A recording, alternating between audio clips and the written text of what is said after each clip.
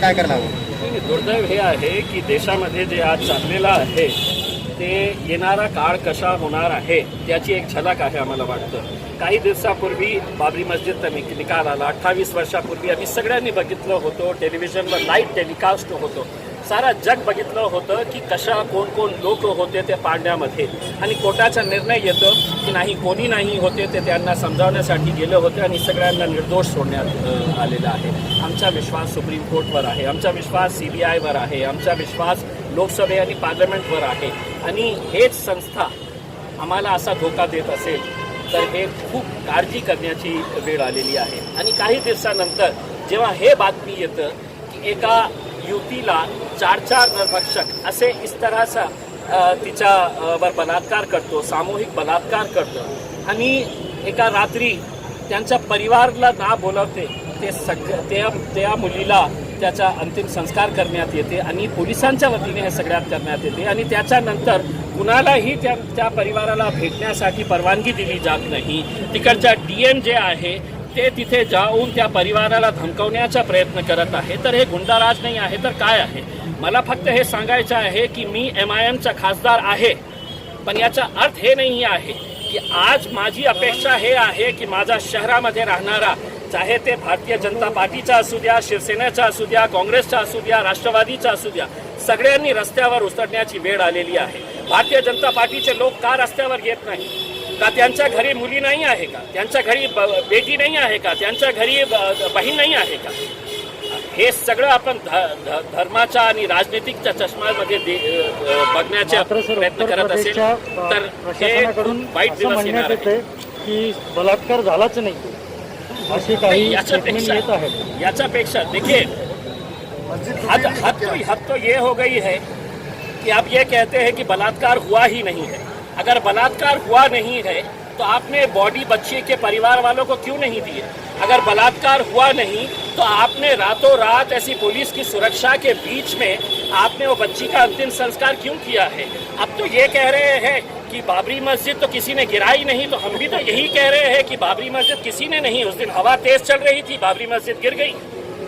अगर इस तरह से अगर जनता को बेवकूफ़ बनाया जा रहा है और एक गुंडा राज पूरे देश के अंदर फैलाया जा रहा है तो इससे ज़्यादा निंदनीय और क्या बात हो सकती है? आपण म्हणता की न्यायपालिकेवर विश्वास नाही आहे, राहुल गांधीच्या पार कॉलरपर्यंत हात गेलेला आहे, व त्यानंतर बलात्कार करणाऱ्यासारखा किंवा न्यायपालिकेचा विश्वास तोडणाऱ्या लोकांना काय करायला पाहिजे? देखिए, राहुल गांधी एक इस देश की सबसे पुरानी पार्टी के अध्यक्ष हैं. अगर उनके गिरेबान तक अगर पुलिस हाथ लेकर जाती है, उनका गला पकड़ लेती है, उनको गिरा देती है, तो सोचिए आप कि आज पुलिस की कितनी हिम्मत हो गई है कि कभी मैं नहीं समझता हूं कि 70-75 सालों के अंदर कभी इस तरह का पुलिस का नंगा नाच और सरकार का नंगा नाच हमको देखने को मिला है. हम तो स्पष्ट आरोप लगा रहे हैं जितनी संस्थाएं हैं ये पूरा रिमोट कंट्रोल द्वारा भारतीय जनता पार्टी चला रही है. इन संस्थाओं का इंडिपेंडेंट जो एक रोल हुआ करता था वो पूरी तरह से ख़त्म हो गया है. अब ये बताते हैं कि आपको क्या करना है क्या नहीं करना है. अगर आप सबको छोड़ रहे हैं, इसी तरह से अगर आप राहुल गांधी को ढकेल के नीचे गिरा रहे हैं, हम इसकी निंदा करते हैं. हमारे राजनीतिक मतभेद हो सकते हैं, रहेंगे, लेकिन इसका मतलब ये नहीं है कि कल अगर वो उनके गले का तक जा सकते हैं, उनका गिरेबान पकड़ सकते हैं, तो परसों के दिन वो हमारा भी गिरेबान पकड़ने की हिम्मत कर सकते हैं. सर, आता पक्षाचा नेमका स्टँड काय असणार आहे? देखिए साहब, हम तो यही कहेंगे कि हमारी उम्मीद है कि इस मुद्दे के ऊपर तमाम राजनीतिक पार्टियां, तमाम जाति, धर्म और मज़हब के लोग जो है वो सब एक साथ मिलकर बाहर आने की ज़रूरत है. वरना वो बच्ची भले ही हमारी कोई रिश्तेदार नहीं है, लेकिन किसी न किसी की तो बेटी है. आज मुझे भी चिंता होती है कि आज कितने सारे लोगों के घर में, जिनके घर में बेटियां हैं, बहनें हैं, आज कहीं ना कहीं उन्हें भी ये डर सता रहा होगा कि अगर ये बलात्कारियों को सरकार का ही समर्थन हासिल है तो फिर ये गुंडाराज नहीं है तो क्या है. अगर हम सब एक साथ मिलकर आए और इसके ऊपर हम एक सरकार के ऊपर दबाव डालें कि योगी आदित्यनाथ को निकाल कर बाहर फेंके और जो भी दोषी लोग हैं उनके खिलाफ सख्त से सख्त कार्रवाई करें. नक्कीच आपण पाहतो की बाहेरच्या देशांमध्ये जर अशा अत्याचाराच्या घटना घडल्या तर फसाव लटकवलं जातं, सरकलम केलं जातात, तर भारतामध्ये असं काय नाही, काय करायला सर? हमारी तो मांग है सर, लेकिन हम तो क्या है कि हम जब बोलते हैं तो बहुत कड़वा लगता है.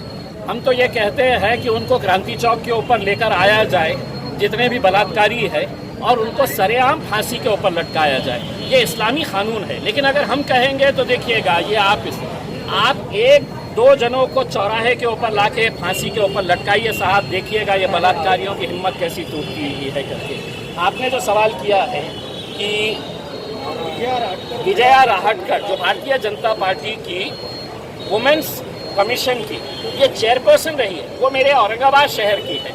और वुमेन्स कमीशन का मतलब ये होता है कि महिलाओं के ऊपर जहाँ पर भी कोई पीड़ा होती है, उनके खिलाफ अगर कोई शिकायतें दर्ज होती है महिलाओं के खिलाफ, उसका निराकरण ये वुमेन्स कमीशन करता है, महिला आयोग करता है। और वही महिला आयोग की पूर्व अध्यक्षा अगर आज खामोश बैठी है तो इससे ज़्यादा और क्या दुर्दैव हो सकता है। Thank you sir. Thank you sir.